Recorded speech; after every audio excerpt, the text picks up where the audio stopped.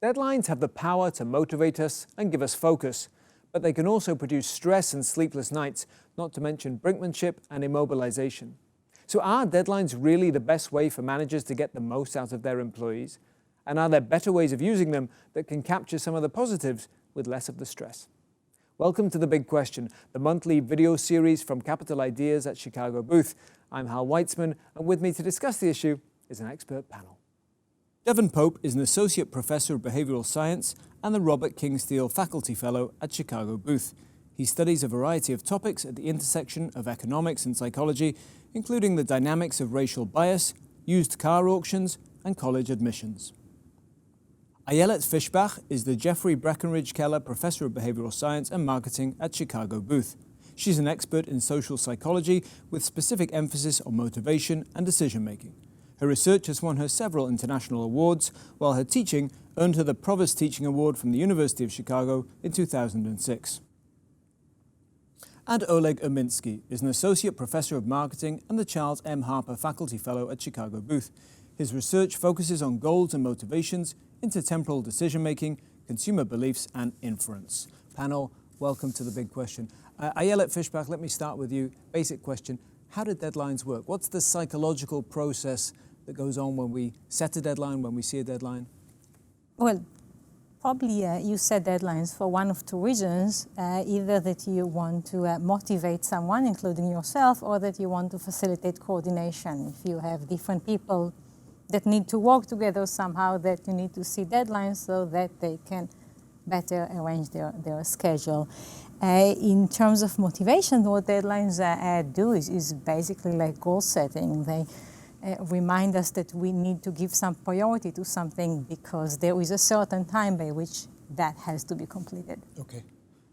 Oleg Minsky, what's really going on when we see a deadline? How does it affect us? So I think there's also an informational component to deadlines. So deadlines are a way that we kind of keep track of our progress. If we've missed a deadline or if a deadline's coming up, it's a way for us to know if we're kind of ahead of the game or falling behind.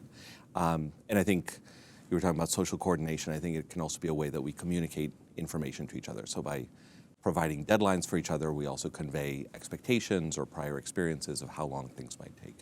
Devin? Yeah, so one thing that's interesting about deadlines as well, on top of these things, is that sometimes people will self-impose them on themselves, which seems a little bit crazy if there's no coordination needed or you're not necessarily trying to motivate yourself in a forceful way, but it could be that you realize that your future self is going to struggle with something, and so just having a simple deadline is going to help. Okay, so just go back for a second. Your future self, what does that mean in kind of in real world English? Yeah. So as academics, we like to talk about mini selves that we all have. We have our current self who's making decisions right now for ourselves, but our current self could also make a decision for our future self, which is ourself a week from now or a month from now. And so I might want my future self to lose some weight, and so I'll make a decision now, I'll commit myself in the future to a deadline in order to do so. The idea being that there's a separation between me and my future self? Yeah, there's a lot of work that suggests that we have very different feelings about what we want our future self to do now than our future self is going to have about what they actually want to do once we get to that point in time. So I want my tomorrow self to eat healthy, but once tomorrow comes, that self's not going to want to do that anymore. So I can commit my future self now. So is that why it's easy to set deadlines? Because it's not me that's going to keep them, it's somebody else. Is that how it works? Right, so deadlines are easy to set in the moment, and if we kind of set future deadlines unwisely, it can turn into kind of a trap we've set for ourselves in the future. And I mean, why do we so often miss deadlines? You know, whether self-imposed or whether imposed by other people, deadlines are something that often, you know, we're hopelessly over-ambitious in our ability to get work done by this particular date. Why is that, Ayelet Fishbach?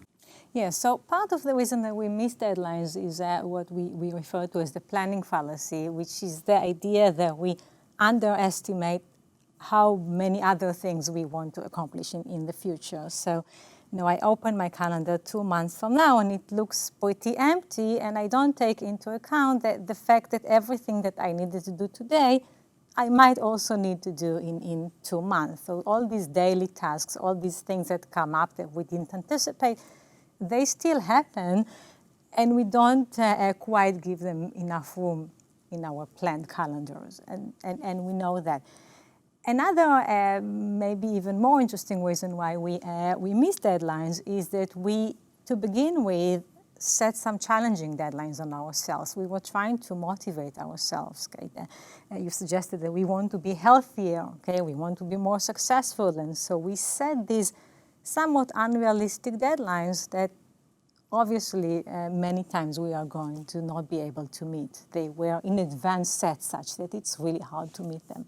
We've talked about that, Devin Pope, before on the big question about marathon runners, how they, they're very aggressive in terms of the time they're going to get, and then as the marathon creeps closer, they suddenly become much more realistic and maybe even slightly below their ability. So, but that suggests that deadlines really, or goals perhaps, and we'll talk about the difference between the two, have the ability to fire us up, to get us motivated. Yeah, so I would add the one reason why sometimes I think we fail to achieve our deadlines is oftentimes the deadlines, especially those that we impose on ourselves, don't really have a lot of bite, right? We say, all right, I'm going to do this by next week, or I'm going to lose 10 pounds by next month, or so, 5 pounds by next month.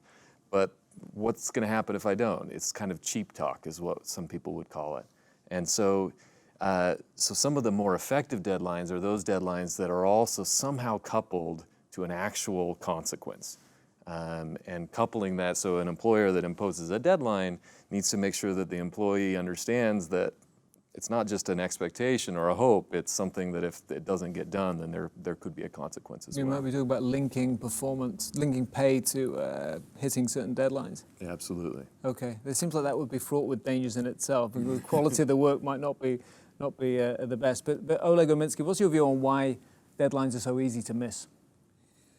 So I think there's two sides to it. So one is all the issues that we talked about, and just by the time you get to a deadline, you're operating in a different world than the world you were in when you set the deadline.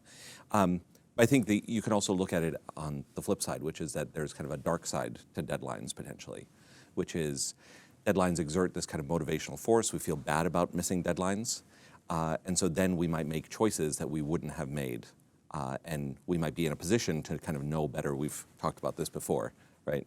That me now may be better able to judge than the me who had set the deadline before, right? And so as much as kind of having an immediate upcoming deadline may help me to focus on that, if circumstances have changed and I should be working on something else, it may actually be a distraction, and I may be over-investing in kind of the most immediate deadline instead of allocating resources efficiently across other deadlines. And setting, Ayelet Fishbach, when you said about in 2 months' time my calendar looks free, and presumably in 2 years' time it looks completely free, it looks great. So let's set a deadline for then. Does that suggest that there's a danger in moving it further out when those details of daily life that slow you down aren't there, and it actually be better setting a deadline for the end of this week or the end of next week? Well, I personally try not to commit to anything that is more than a year away, because I know that I'm going to fall prey into that, like to the planning fallacy. It's just not, you should not do that, because the calendar will look empty. But I think that you might be exaggerating how bad it is that we don't meet our deadlines. And deadlines are there to motivate us, and we can reevaluate how important they are. You suggested that deadlines should have some external force in a way. There's some penalty for not meeting the deadline. Well, unless the deadline was just there to get me going, and it doesn't really matter if I finish it next week or next month, then don't impose penalties on the deadline. Just use them in a very flexible way to get people to put things on their mental calendar. I'm going to do this by some time that is not very far away.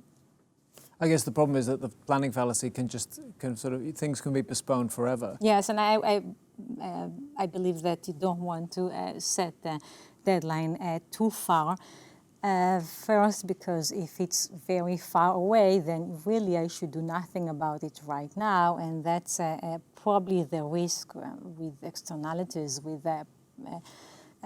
putting some real cost of not meeting deadlines, that if people are strategic, what they might do is just set the deadline so far so that I don't really need to do anything about it right now. So something that might take me a week will end up taking 2 months because I set the deadline then. One thing that we know about deadlines is that before they loom large, you do nothing about that. Okay? It's like, it's there. I don't need to work right now. So you kind of want to set the deadlines close enough so that they motivate yourself or your employees, not so far that you don't care about it at the moment. Right. I wonder about that. That you suggested this idea, Devin Pope, about having a consequence. Is that motivating in a good way, or is that kind of is that the right kind of motivation that you want in a typical work environment? Yeah, so this relates to whether deadlines serve as kind of a penalty or maybe more of a goal. And I think you can frame it in different ways. You could think of a deadline as being, I want to achieve my deadline and I get this reward, I've achieved it. Or a deadline could be, you're just worried about avoiding the loss of not meeting the deadline. And there's a lot of research that suggests that losses can be very motivating, and in some cases more so than gains. But it's going to depend on the situation, and in a manager-employee situation, it's going to depend very much on the type of feeling you want to give your employees when they hit that deadline, I think. Well, we'll come back to motivation, but because you talked about goals, deadlines versus goals, talk to us a bit about how those two things are different, Ayelet Fishbach. Goals are more general than deadlines. Well, deadlines mainly have the time component. Okay, goals can also be in terms of quantity. Okay, how much I want to achieve. Also, goals can be really general. Like I want this project to be successful. I want to be a successful employee, whereas deadlines are very specific goals, and we know that specific goals have their advantages. Okay? It's more concrete. It's easy to aspire toward a specific goal. So they could be complementary in that sense. I mean, goal could be a big picture ambition, and a deadline could be a specific way of getting there. Yes, and and one thing that you might want to consider with this regard is that it's in most work contexts, it's impossible not to have deadlines. Like, you have to have some schedule, so maybe the conversation should be more how to do that well than whether to have deadlines. Because if I work on something, my co-workers need to know when do I plan to finish it. That's true. Well, it's an excellent point. We'll come to that. But I just wanted to ask about the difference between the goals, because actually you said, maybe we shouldn't think of a deadline as you do 100% of the work, and that's it. You can achieve 90% of the work, and it still fulfilled a purpose, even though apparently you failed to meet the deadline. There's still some value in it, right? Which I think is a sort of compelling argument. Oleg Minsky? So I was going to add to this point about kind of goal-based deadlines versus other kind of deadlines. So I think it can be helpful to think of deadlines being used for two very different purposes. One is to kind of manage processes where there are concrete external deadlines, right? So, we're working as a team and we have a deadline for a project, and so we may set internal deadlines. And for those, it may be very beneficial to have costs associated with missing the deadline, because better to have a small internal cost early on and realize we're behind and take that seriously than to have kind of the big externally imposed cost at the end. And those can be very different than deadlines we kind of set for ourselves, right, either within an individual or within an organization to kind of just motivate better performance or greater effort. Well, let's come to this question about how do you do it? I mean, as you said, Ayelet Fishbach, it's impossible to live without deadlines in a typical office environment. What is sort of the best? What does research tell us is the best kind of way to use deadlines? Are we setting too many deadlines? How should we think about it? We are probably setting many deadlines. Too many, well, if we want to meet them all, then maybe too many. But if we just try to do our best, and erring on having too many is better than having too few. I would say that for deadlines to be effective, they need to be challenging. And we probably err on making them too challenging, but both too challenging and too easy are not good. And also they need to be at least somewhat self-imposed. So to the extent that you involve the person in setting the deadline, that works better. At least my research shows that. Tell us a bit about what you found then. So what we find when we study deadlines is that if you let people set their own deadlines and they expect something to be harder, they actually set a sooner deadline. So we basically, in one study, used our students as supposedly employees and had them take a task to do at home, which we said was either difficult or easy. As a matter of fact, it was exactly the same task. We also asked them, how soon will you return it for us? And we find that they return it. They say that they will return it more quickly when they expect the task to be difficult. Because they said that they are going to return it more quickly, they actually return it more quickly, although later than they said. Okay, so they are missing their deadlines. However, they are doing it sooner than those that expected an easy task and set the deadline to be later. So translated to an office environment, does that mean that managers should set artificially aggressive deadlines which they know their employees are going to miss? Well, that you should involve the employees in setting the deadline. Encourage them to set Yes. aggressive deadlines. Yes, it's okay that it's aggressive, but then you should not punish them too harshly for setting the aggressive deadline, because you should understand that they were trying to motivate themselves to do that. Okay. Oleg Minsky, advice for managers how to set better deadlines? So I think one useful way to think about it is in terms of kind of the context you're operating in, right? So in some situations, the kind of work that's being done is repetitive and quantifiable. And in those settings, I think trying to set deadlines that are fairly realistic and lots of deadlines leading up to whatever the big outcome is, kind of drawing on past data can be really valuable. And then in other settings where you need your workers to be kind of flexible and adapting to situations, and the workers may know more than the manager about kind of the scope of the work and how the trade-offs should be made. When is it good to spend more time, or when should they hurry up? There, I think you have to draw a lot more on treating the deadlines as something that you're going to help the workers to set in exactly these kinds of motivating ways that give them the flexibility they need, but you still retain kind of the motivational benefit of the deadline. Devin Pope, in an office environment, we often face multiple deadlines, not all of which are easy to compare. Different clients need different things, or different departments need different things to be done by different dates, and we don't really know how serious those deadlines are, or how to compare them. How do we behave when we're faced with multiple deadlines? It's a tough spot to be in when you have multiple deadlines all coming down on the same day.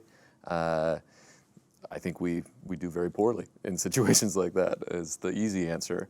I have some research where Ian Fillmore, a PhD student here at Chicago, and I have looked at situations where students have AP tests, which are these high school tests, these big important high school tests that occur over a 2-week period. And we have situations where those two tests occur very close to each other on the same day or a couple of days apart, and other situations where they occur 10 days apart or so. And it's very clear that they perform much more poorly when those tests are close together. Even though they had the whole year to prepare for those tests, having those deadlines right at the same time makes it hard. People need that time right before the deadline to finish up, because they're probably going to be delaying some of their studying until right before the deadline. And it sounds very obvious that you would spread out your deadlines, but I wonder how many of us put a deadline on a Friday or on the 31st of the month, or the day before we're about to go on vacation. We've got to finish these 5 projects. So it's actually kind of a very common situation that we don't stagger our deadlines, whether self-imposed or not, right? I think that's right. Yeah, we could easily, through our own fault or through the fault of someone else, just end up with a lot of deadlines at the same time, and that can be very unfortunate. Okay. Ayelet, any advice on juggling multiple deadlines? Well, I have a somewhat more optimistic view. I think that we are always doing multiple things at the same time. So it's like whoever only has one deadline. I don't know, maybe these high school students, but that's not the life of most people in a work really environment. big things that are having all coming together at the same day is going to be bad. Yes, I agree. Okay, so that's a fair point. But just our daily life are full with many deadlines, and it's good to prioritize and organize things in a way that makes sense. But I wouldn't think it's necessarily a problem that you need to finish several things on the same day or in the same week. That keeps us busy and productive. But how would you think about, Oleg, how would you think about this question of the deadlines that you have that come from different people, whether yourself or other people? They're very, very hard to compare those things, and how important priorities are. And some deadlines don't mean anything, and some are very, very consequential. Yeah, so I think one of the things deadlines do is they kind of impose a focus, right? So the deadline that is either kind of screams the loudest, right, or that is the first, is going to attract a lot of our attention. And then the risk is, in your example, the test happening right after that, right, gets insufficient attention. And so one way to think about this is to try to plan before the deadline comes, is to think about deadlines as kind of sets of deadlines rather than allowing yourself to fall into this trap of just thinking about the most immediate deadline. One example, kind of a simple heuristic thing is, I think deadlines that happen at the beginning of the month attract a lot more of these problems than deadlines at the end of the month, right? So a deadline at the end of March, I'm thinking about it all of March. A deadline that's April 1st, that's that thing I need to do in April, right? And so Goes into the April category. exactly. And so we kind of try to simplify these complex decision environments in various ways, and they often lead us to forget or neglect important things. And so recognizing that mistake that we make and kind of, getting in the habit of checking your calendar a week ahead or a month ahead can be useful for kind of returning to the back of your memory. What are the other deadlines that you should be kind of trading off I wonder against? if the problem is that your department constantly sets deadline on the 1st, should you think in sort of quarters or blocks of 6 months or whatever? Yeah, I think but it's both, right? So part of it is there are some times that deadlines you might be more likely to spontaneously remember them, but any deadline is going to, at least to some degree, blind you a bit to the deadlines that come after it, right? And it kind of takes effort to go against our natural tendency to focus on the most salient thing and kind of return those to our memory and keep them in our memory. Okay, well, we went out onto the streets of Chicago to ask people what questions they had about deadlines. Here's what they said. What is the best type of deadline to set for yourself? Like, do you set it periodically, week-to-week basis, or do you set it like long-term things? Like, this is due, for example, first semester of the week or something like that. Ayelet Fishbach, what do you say to that? Well, it's probably a good idea to try to break the goal into sub-goals, and in this context, try to think about small deadlines for the big deadline that is coming, so that you're on top of things. You make sure that you're making progress. You don't get to take a day before the giant deadline and start to think about how am I going to do it now. Is that a way to overcome the planning fallacy? Yes. One way in which that could help is that you introduce things to your calendar earlier. Okay, so I kind of know what my schedule is going to be this week, which means that if I can impose this deadline, part of the big deadline, something this week, I can better plan for that than something that is far in the future and is hard to plan. And after I miss that first deadline, then I know that I'm behind, and that provides additional motivation to catch up. Okay, well, let's go back to the streets of Chicago for another view on deadlines. I'd like to know what the real driving motivation of deadlines is, whether it makes people more tense and that they lose time worrying about the deadline, or whether it actually helps people because they've got a finish line to work toward. Oleg Minsky, what about stress? Because we talked about how deadlines stress people out, and that can't be positive. So it can be positive and negative, right? So stress, too much stress is a bad thing, and some people react very badly to too much stress and kind of shut down and need to escape from it and do less than they would have otherwise. But I think for most of us, kind of moderate levels of stress are actually motivating, where we feel like there's something, it's a cue to us that there's something important to work on. And the combination of a little bit of stress and having a concrete deadline or a finish line in his terms to work towards is, I think, a really important part of what motivates us and why deadlines can be effective. Okay. Devin Pope, is stress a useful thing for motivating us? Yeah, I agree. I'm a big fan of, at least in my own personal life, if I don't have some sort of stress attached to the deadline's not going to be very effective for me. I can make up deadlines any day I want, but unless I feel attached to that and feel some obligation to achieve it, it's not going to work. So I don't think you can have stressless deadlines that are very functional. Yeah, I agree. You have to worry about not meeting your deadline. Okay, and then there has to be the relief or the enjoyment from I did it. Not only I achieved the goal, but I actually did it on time. That feels good. Well, on that note, we have hit our deadline. Our time is up. My thanks to our panel, Devin Pope, Ayelet Fishbach, and Oleg Minsky. For more research, analysis, and commentary, visit us online at chicagobooth.edu/capideas and join us again next time for another big question. Goodbye.